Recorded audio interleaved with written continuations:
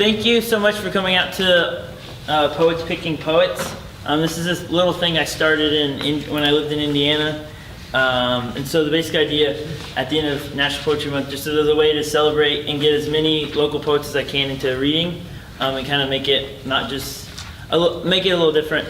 I started this. So the basic idea of how it's going to work is I picked two people affiliated with Malvern to start the flights, and then each of those people picked a poet, and those people picked a poet, and those people picked a poet, and then that would be the end of each flight.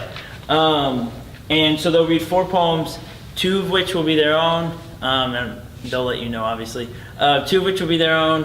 One will be a favorite poem of theirs, and then the last one will be the poet they picked. And then for the last poet in each flight, they've been kind enough to agree to read a poem from the first poet of the flight. So it's going to kind of go like that. And I'm not doing any bios. I'm just letting them, they can explain why they picked the person after them and introduce that person. But before I get started, I wanted to read a poem, one of my favorite poems from this book called Sermons and Lectures, Both Blank and Relentless. I know a lot of you know it, from Matt Hart, who was a visiting writer here at UT a while back. It's kind of, it's like a 2.5 page poem, but I read kind of fast. So it's like a 1.5 page poem. So it's called Amplifier to Defender. Yes. Just back from running, it seems I'm always riding you when I'm just back from running. But that's what happens. My mind in motion works better in motion, or maybe it only works more furiously, or happily, clearly, seriously. My plan is to make a few notes on who we are, what we might be, what it's like to pay a particular kind of attention, have faith, get reckless, to unravel in our pockets and in sadness, fall or drift or tear apart. Last night, I cut my finger on an artichoke. I reached into the refrigerator and it was thorny and sharp. Today it hurts. That's not a diversion, but a reminder to stay focused. Now looking up at the clouds from my porch, I'm thinking how nice it is to be entangled in all the ways we are, what we think, who we love, and the grand scheme of things. There's always a grand scheme of things, even if we can't articulate it. I think one can see it in the fact that anything exists at all. Cities and locusts, speed metal and snow. But if one doesn't, that's okay too. I'm not really invested in proving some fleeting thesis. My assumption is only that we all have assumptions, and these have a great deal to do with our perceptions. The world, as I find it, is similar to and different from the world as you find it. So it becomes necessary for both of us to find the common ground. The plateaus and sore spots where our hearts and our language and our dreams overlap in a bridge that we can walk together. As Lynn Hygenian notes, language, unlike other artistic materials, doesn't only exist in multitudes of contexts, it is multitudes of contexts. And given that there are multitudes of languages, you can see how reality doth spiral out of control. Depending on your perspective, I suppose, this could be thrilling or terrifying or both. One can't be out of control, in control. That is, both reckless and careful all at once, and yet, in a significant way, with words, we always are. We employ and deploy language simultaneously. It is, by its very nature, both a thing that we use to mean other things and a thing that means out beyond us, in spite of our best efforts to keep the portrait in focus. E.g., I cut my finger on an artichoke. I reached into the refrigerator and it was thorny and sharp. The artichoke or the refrigerator? Both. And I love that. I don't want to fix the ambiguity. I want meaning to radiate. I want it to make sense, but I also want sense to be made of me, both by myself and other people, and regardless. As Matthew Rohrer put it, I must learn to say the things I never intended to say. And then, I want to add, I also want to learn to say all the things I intended to say. Intended and unintended in the very same breath. This seems to me a power inherent in language itself, to make and remake, to vision and revision, to act and react to the world as it throbs, or culture as thesis, antithesis, synthesis, fear, and some trembling necessary and full. Barbaric yops. Walking home drunk the other night, I said a bunch of weird good things, and you did too. And while it's hard to remember exactly what, the shadows of what, and the feelings still linger. Even now, even sober, we were so fired up because the night was so ridiculously in flower, so and me and you electrified and shocking, terrific and true. And we were laughing together, leaving our strung out presents like presents around the city, me an amplifier and you a defender. One thing I definitely remember is talking earlier ever, about how you convince everyone that you're talking directly to them. And I convince everyone I'm dangerous with speed. It's true, I like being worn out even when I read, and sometimes too overwhelmed and even panicked, though mostly after the fact. When experience kicks me and everything turns black, or polka dot, or mechanical bull, or post avant, my teeth in the trees, my blood on the windshield, it's just an indication that I need to act decisively, to do something for myself, with myself, and keep living. It's the best I can do for the people who'd miss me, but more importantly for the ones who I would miss terribly. Life is overwhelming, for good and for ill. But what isn't overwhelming? Beauty is overwhelming, data is overwhelming, text and the devil in the heavens overwhelming. How to live and what to do. To make sense all the time, or maybe ever, in this life, of this life is a sham. Nothing is perfectly nailed to the wall. I want as much as possible for the carnivals of what is, better worn out and weary than a mannequin pretending. The slightest loss of attention leads to death, said Frank O'Hara. I say, be prepared for the darkness when it takes you, but stay alive and stay light for as long as you can. Alright, so if you want this book or any other book of poetry in the store, it's 20% off for what? How many more days are in April? Like 2? So 2 more days. 4? Did someone say 4? They must have added days. I never get the memos. All right, so the first flight I picked to be started by Catherine Noble, who a lot of us know, and if you don't, you should know. She works here a lot of time, so you can come visit her. That's my bio. All right, Catherine Noble.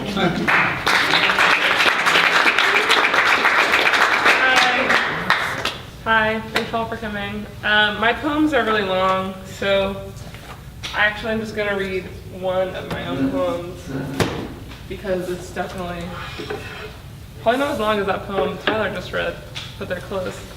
So I'm going to start actually with the poem that I picked from a notable poet, and I picked Mary Ruefle because we have her books here, and she's great.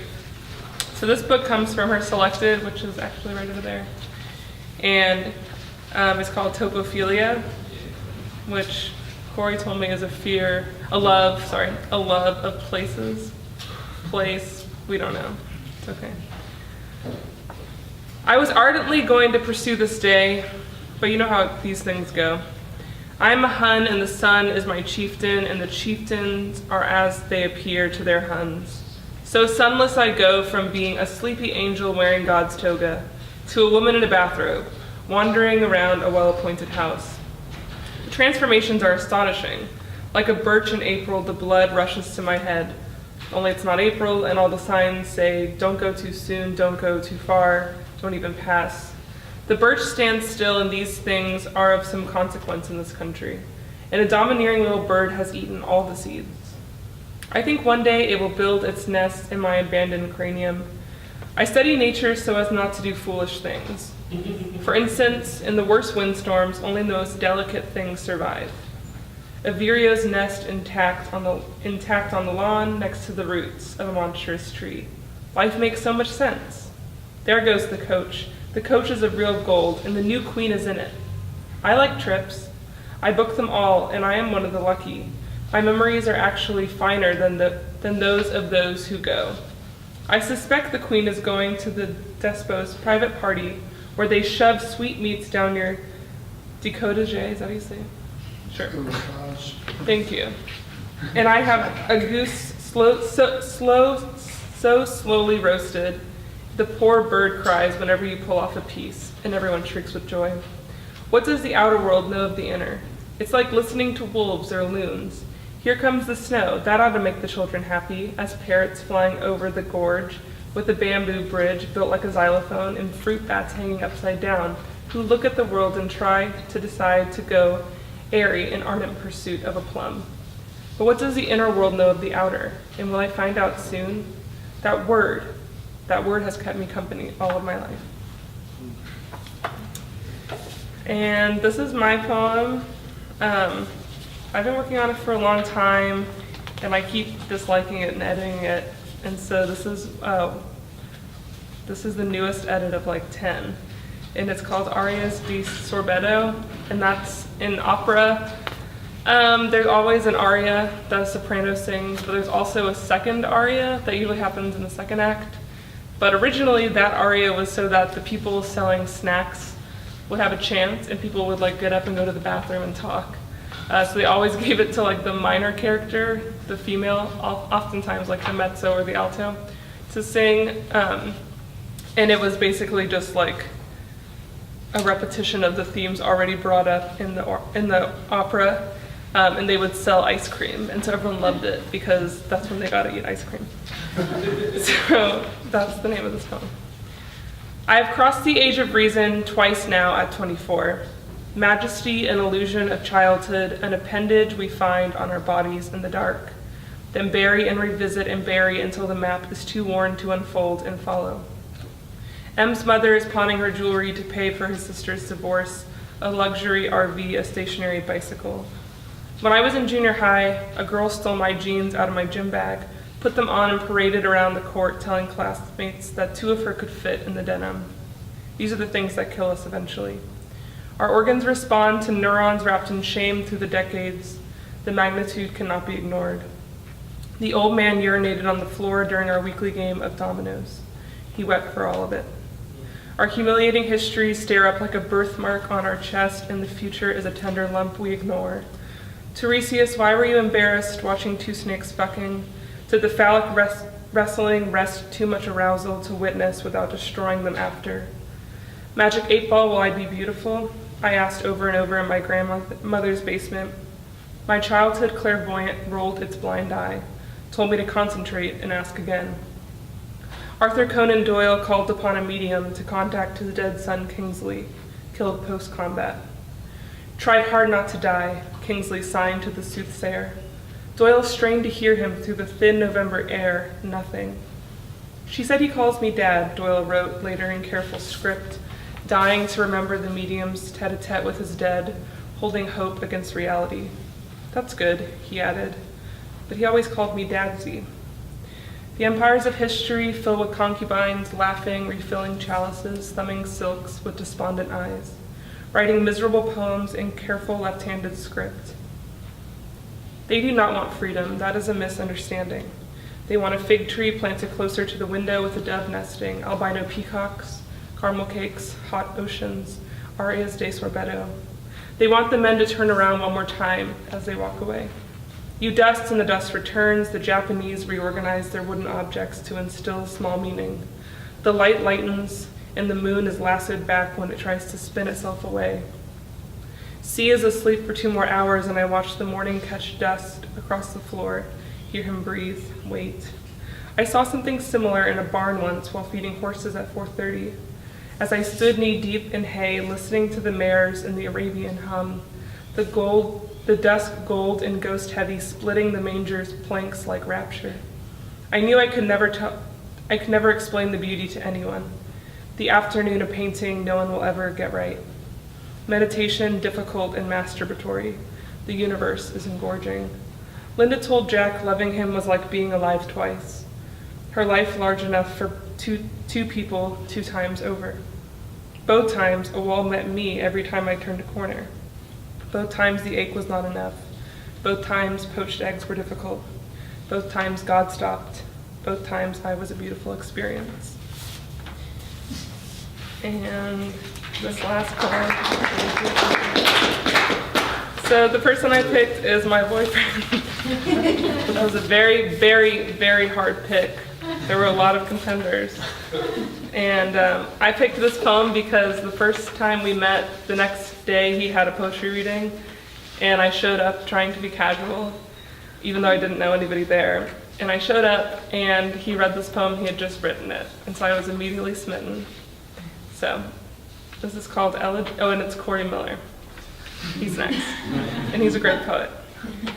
But his poem is called Elegy for Corey Miller and Other Origin Myths, and it's beautiful.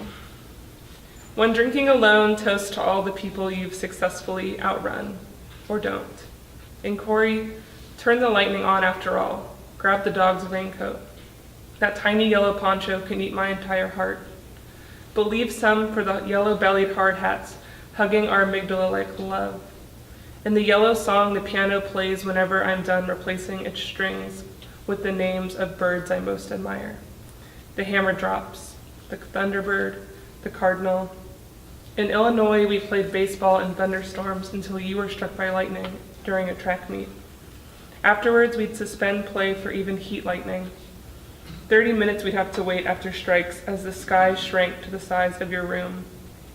And the troposphere chewed thunder with its mouth closed. Good-mannered and private all the storms became then, became yours.